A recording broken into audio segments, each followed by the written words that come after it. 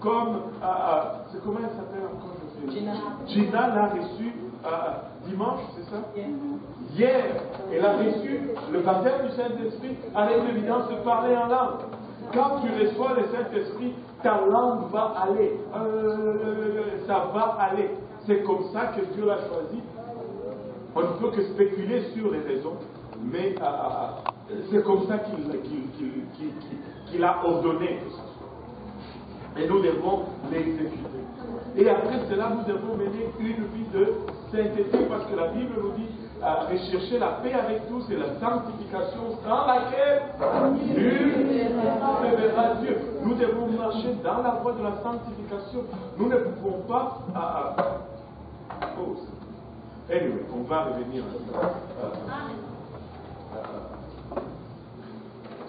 Nous ne pouvons pas juste avoir une forme de piété et régner ce qui fait la force de la piété.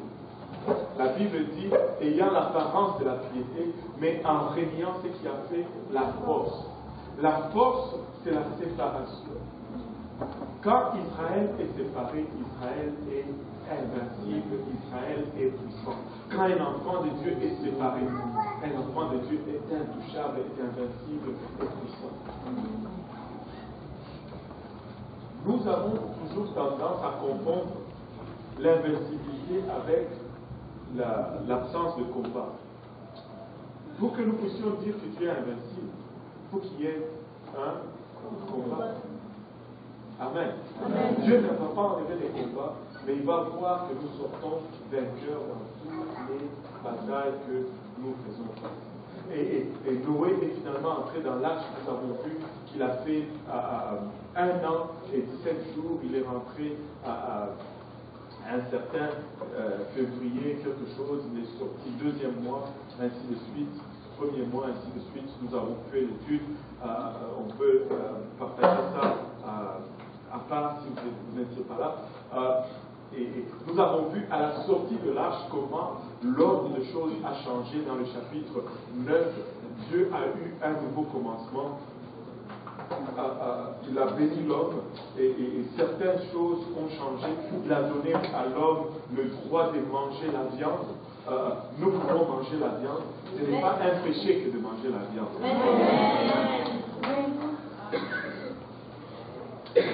Ce n'est pas un péché que de manger la viande. Et après cela, l'homme, plutôt Dieu, a établi le gouvernement humain. Si l'homme verse le sang de l'homme, par l'homme son sang sera versé. Je redemanderai le sang de l'homme à l'homme, je redemanderai le sang de l'homme à tout animal. Et après cela, il leur a donné un commandement, il leur a dit dispersez-vous, éparpillez-vous et remplissez la terre, ainsi de suite. Et nous allons le reprendre là. Mais avant cela, nous allons voir quelque chose de très important. Nous allons l'amener encore plus proche de là où nous vivons. Parce que le Seigneur Jésus-Christ lui-même, si nous tournons la page, dans le livre de Matthieu,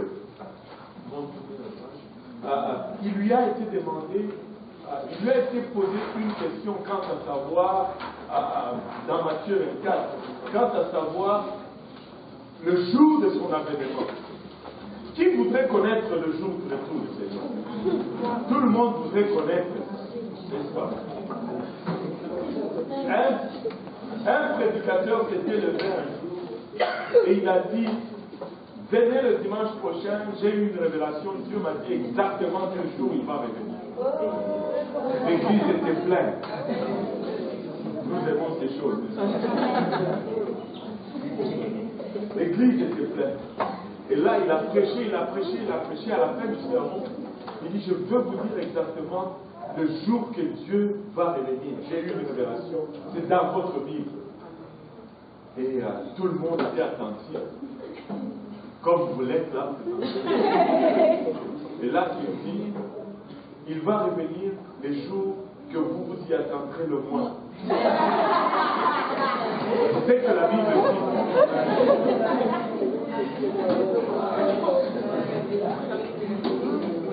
Donc,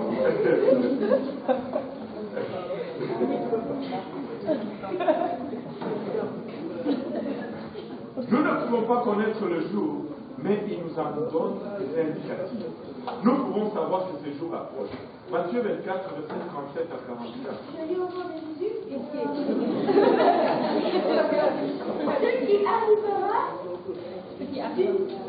Ce qui arriva du temps de Noé arrivera de même à l'avènement du Fils de l'homme. Pause.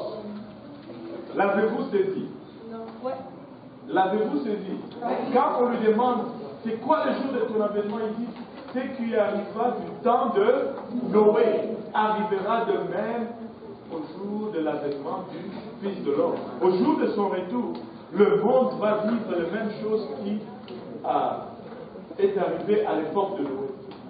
Quand on lui demande quand est-ce qu'il va revenir, il regarde en arrière avec une précision laser. Il nous pointe une génération. Il dit observez la génération de Noé. Et si vous voyez les mêmes signes apparaître, alors vous allez savoir que le temps de mon retour approche. Et là, il commence à nous donner les caractéristiques qui ont marqué la génération de Noé. Oui. Car dans les jours qui précédèrent le déluge, les hommes mangeaient et buvaient, se mariaient et mariaient leurs enfants, jusqu'au jour où Noé entra dans l'arche, et ils ne se doutèrent de rien jusqu'à ce que le déluge vint et les emporta tous. Il en sera de même à l'avènement du Fils de l'homme. Alors, de deux hommes qui seront dans un champ, l'un sera pris et l'autre laissé. De deux femmes qui moudront à la meule, l'une sera prise et l'autre laissée. Veillez donc, puisque vous ne savez pas quel jour votre Seigneur viendra. Sachez-le bien, si le maître de la maison savait quelle veille de la nuit le voleur doit venir, il veillerait et ne laisserait pas percer sa maison. C'est pourquoi vous nous dites, tenez-vous prêts, car le Fils de l'homme viendra à l'heure où vous n'y penserez pas. À l'heure où vous n'y penserez pas. Quand vous n'y pensez pas, c'est à l'heure qu'il va venir.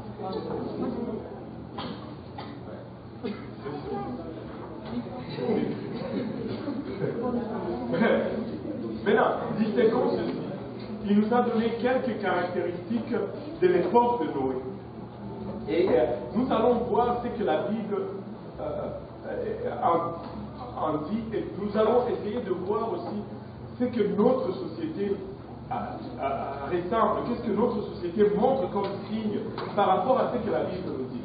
Il dit qu'il mangeait et buvait, en d'autres termes, il faisait la fête. Il mangeait et buvait. Maintenant, manger et boire, pas d'alcool, ce n'est pas un péché. Amen. Nous devons manger pour vivre. Qui a mangé aujourd'hui? Bon, cela ne veut pas dire que c'est mauvais. Mais nous sommes en train de voir une génération qui mange comme une génération n'a jamais mangé. Regardez Philippiens 3, 17, 19. Je lis au nom de Jésus.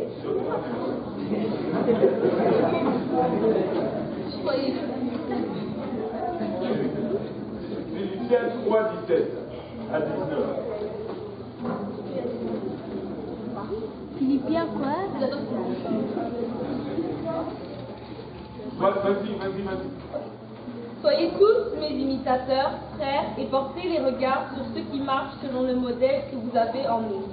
Car il en est plusieurs qui marchent en ennemis de la croix de Christ. Je vous en ai souvent parlé et j'en parle maintenant encore en pleurant.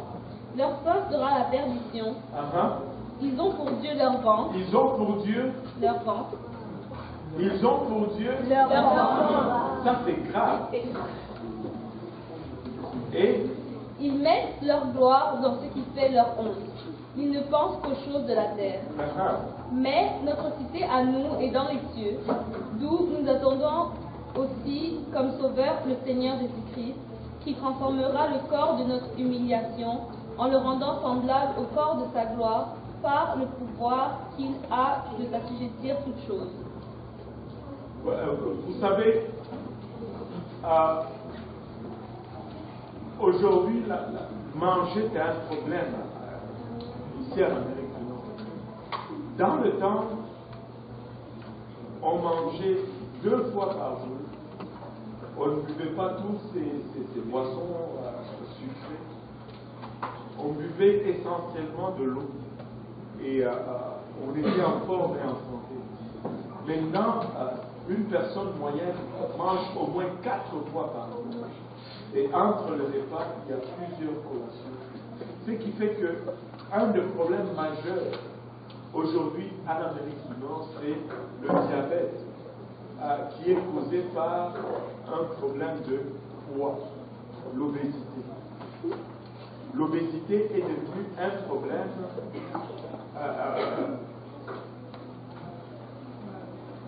national, un problème de santé.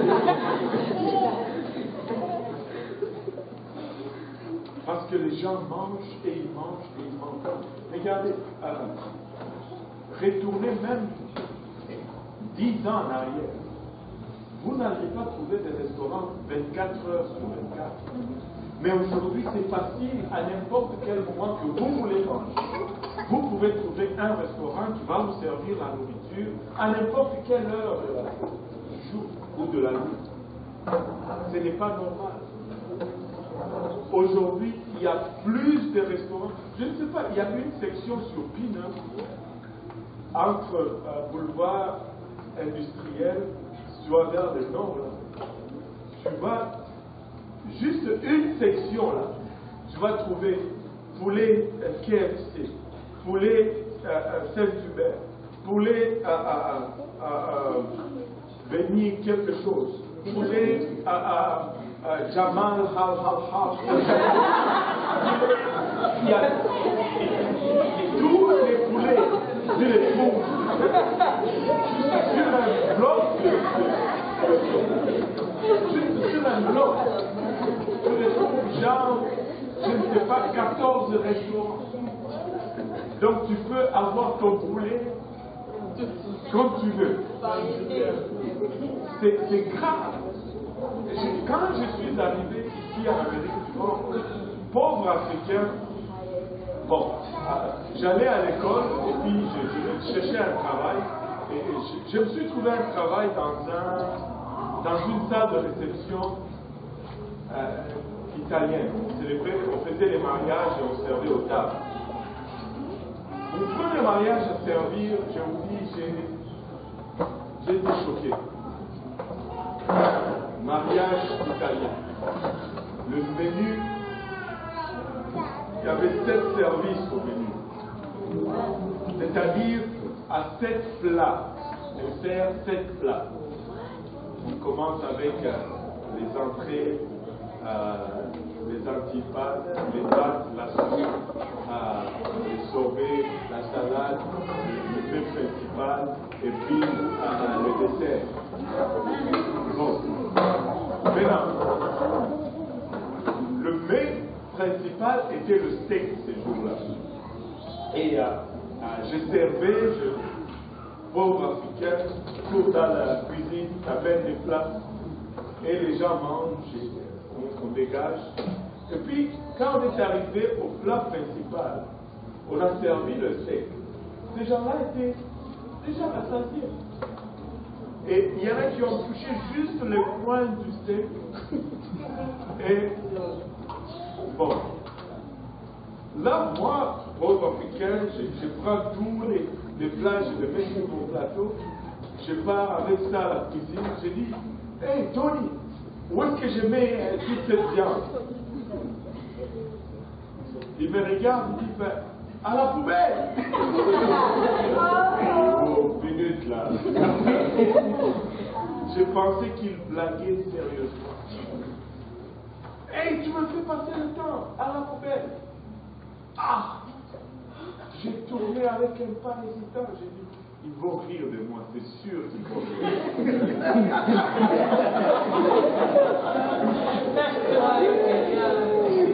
Je suis arrivé à la poubelle, j'ai regardé dans la poubelle, j'ai failli m'évanouir. C'était rempli d'insectes.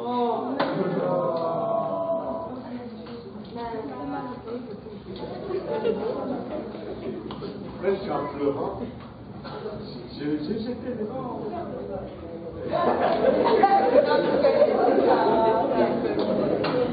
Mais le truc, c'est que, après avoir servi tout cela, à minuit, on fait un autre buffet. On met saucisses italiennes, pâtes, salades, blablabla.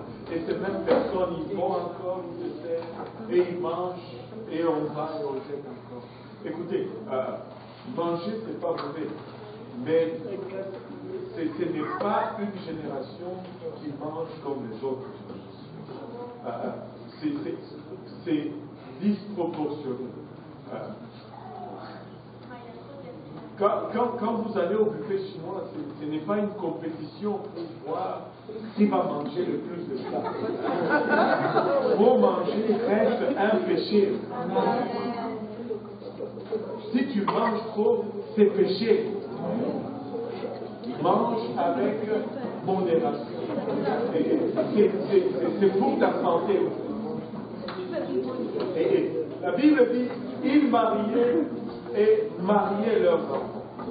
Alors, se marier, ce n'est pas un problème. Au fond, Dieu dit que nous devons nous marier. Amen. Celui qui trouve une femme trouve le bonheur.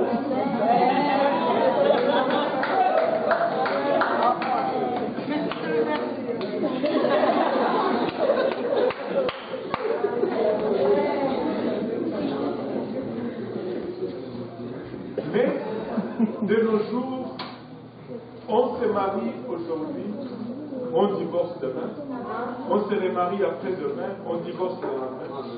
Ce n'est pas ça le plan de Dieu. Le plan de Dieu, c'est un homme, une femme. Dieu n'a pas créé Adam et Ève et Jacqueline et Joseph. Il a créé Adam et Ève. Point final. Il n'a pas créé deux femmes. Et il n'a pas créé deux hommes non plus. Et c'est jusqu'à ce que la mort nous sépare. On dit pour le meilleur et pour le pire.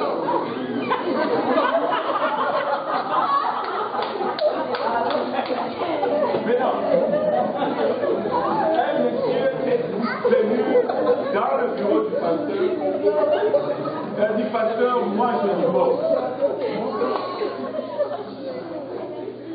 Et le pasteur dit, ben, on ne peut pas le faire comme ça. Il dit, non, pasteur, moi, j'ai décidé le divorce parce que là, je ne peux plus continuer. C'est fini le divorce. Le pasteur, après d'avoir usé de tous les recours, ben, il devait aller à la justice. Il dit, ben, le jour que vous avez fait le feu, c'était devant vous. Et je t'ai entendu dire, tu as dit pour le meilleur et pour le pire. Et l'homme dit, oui, pasteur, j'avais dit pour le pire, mais je ne savais pas que ça allait être aussi pire.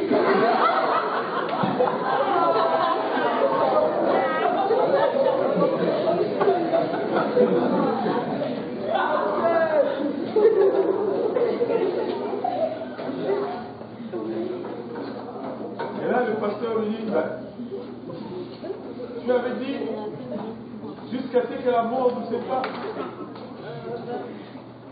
Oh, ange de la mort.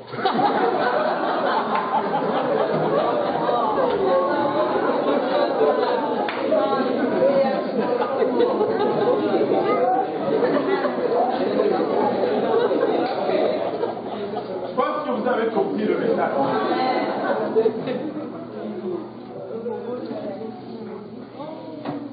On va élaborer la vie. Il y a deux seules choses qui vont te sortir du mariage. C'est l'amour pour l'adultère. Cela ne veut pas dire que tu commets l'adultère pour sortir du mariage. Cela veut dire que si l'autre a commis l'adultère, là tu peux sortir. Amen.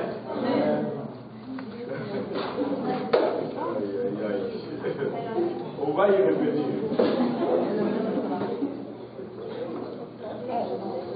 Et la Bible dit qu'il s'achetait, qu'il vendait, qu'il plantait, qu'il semait, qu'il récoltait. Ça, au fond, ça nous parle tout simplement de travailler et d'amasser la fortune. Oui. Alors, si tu dis un homme et tu ne sais pas qu'il est marié,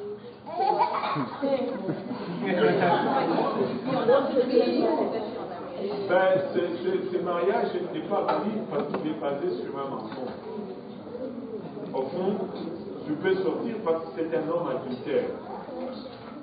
Tu peux sortir de ce mariage sans problème. Alléluia. Maintenant, avant d'épouser un homme,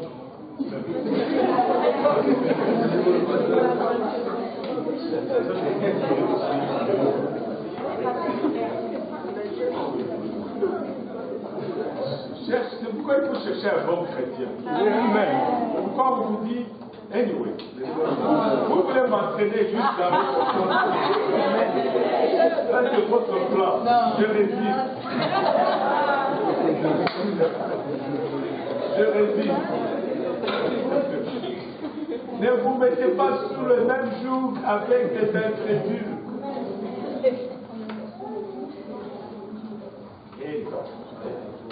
Bon, il plantait, il s'aimait.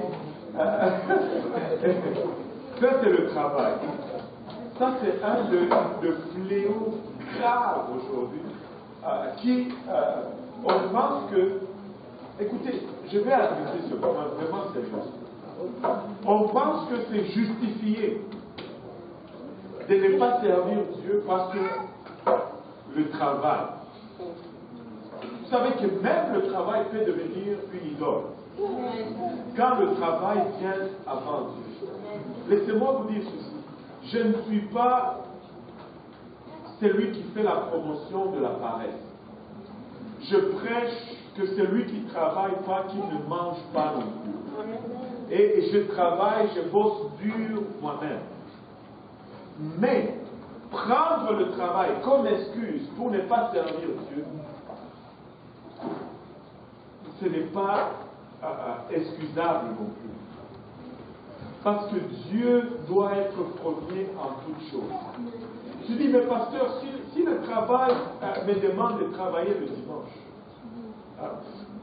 écoute, je vais te laisser faire ta propre décision. Mais je vais te dire ce que moi je vais faire. Je vais dire, non, je ne travaille pas parce que je dois rendre service à mon Dieu. Et jusque-là, Dieu ne m'a jamais failli. Les jours que Dieu va me faillir, alors, c'est ce jour-là que je vais changer.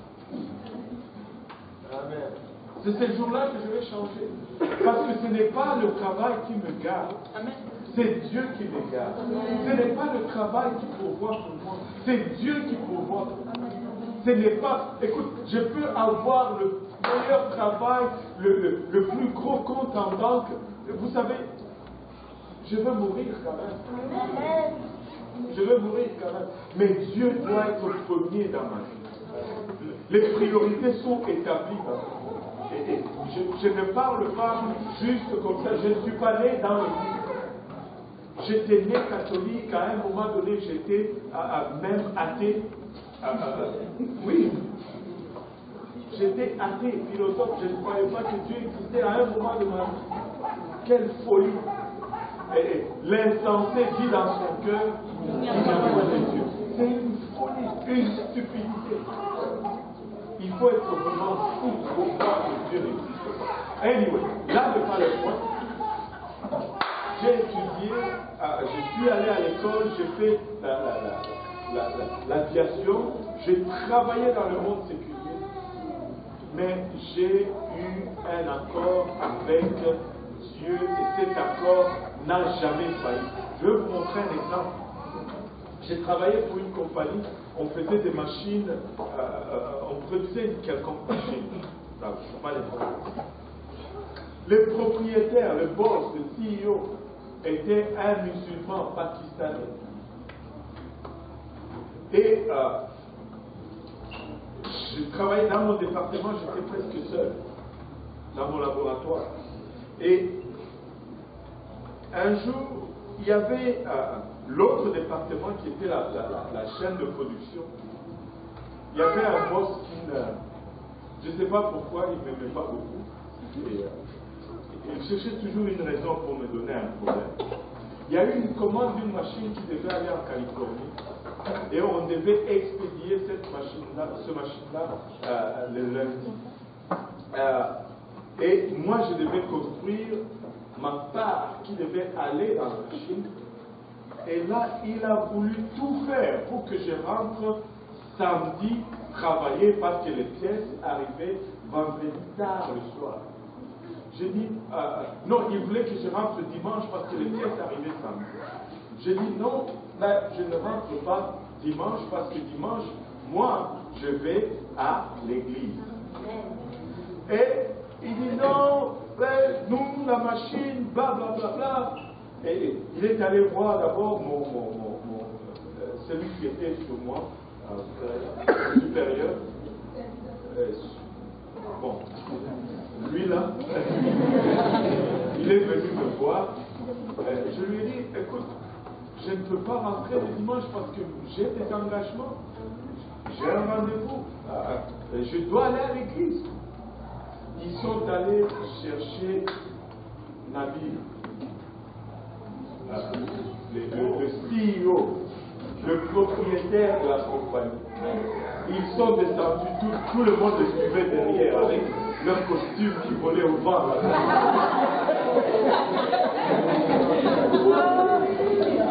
Et là, tu pouvais voir l'autre, le superviseur de la chaîne de production. Il était comme ça, on va voir ce que Dieu va faire. Nabil est venu, je lui ai dit, with all due respect, sir, I am very sorry for the Sunday. God go to church. Amen. Et Nabil me regarde, je lui ai dit à notre frère, avec tout le respect que je vous dois, je ne peux pas parce que le dimanche, je dois aller à l'église. Il est musulman du Pakistan. Je lui dis, je vais à l'église. Déjà, c'était une bonne raison pour qu'il ne m'aime plus. Mais il me regarde. Il me dit, mais qu'est-ce que tu peux alors faire pour nous? Là, on parle. Je dis, sir, if you give me the keys, si tu me donnes les clés, lundi matin, 4 heures du matin, je vais être ici. Pour 7 heures, lorsque ces gens vont rentrer, ma part va être dans la machine et la machine va être prête à sortir. Il dit, tu peux vraiment? J'ai dit, bien sûr. Quand ils sont arrivés lundi à 7 heures, moi j'étais dedans et ma pièce était dans la machine et la machine sortait. Je vous dis, cet homme, il ne saluait personne dans la compagnie. Mais quand il me voyait, il me disait bonjour de Dieu. Amen.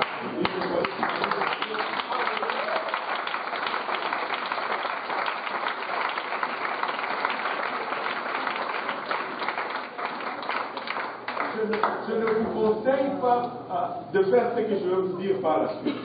Moi, j'avais des bonnes raisons de le faire, mais vous n'en avez pas encore. Okay? En ce temps-là, il y avait très peu d'ouvrages à mon travail. Et j'arrivais toujours en retard au travail. Le lundi, j'arrivais toujours.